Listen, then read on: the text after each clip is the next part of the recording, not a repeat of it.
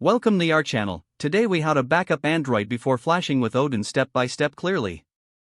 Before you start the backup process, ensure your device is charged to at least 50%. Begin by downloading and installing Samsung Smart Switch on your computer. Open Samsung Smart Switch. Connect your Android device to your computer using a USB cable. On your Android device, select the option for file transfer if prompted. Wait for Smart Switch to recognize your device. Once recognized, click on the backup option within the Smart Switch interface. Choose the content you wish to backup, such as apps, contacts, and photos. Click on Backup to start the process. Wait until the backup is complete, which may take a few minutes. Once finished, disconnect your device from the computer.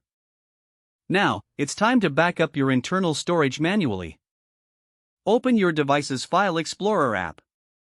Navigate to the folder containing files you wish to backup. Select the files and folders you want to keep, then copy them.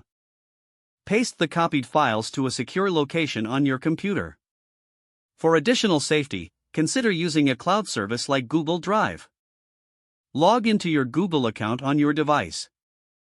Upload important documents, photos, and videos to Google Drive. After ensuring that everything is backed up, check your settings. Go to your device's settings and navigate to Accounts. Sync any essential accounts, such as your Google account, to ensure data is saved. Finally, after all backups are confirmed, you're ready to proceed with flashing your device using Odin. If the page does not load, refresh the browser or try again in a private or incognito window.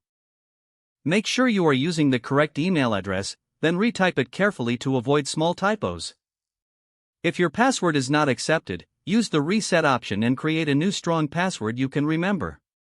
Check your spam folder for verification or security emails, then complete any requested confirmation steps.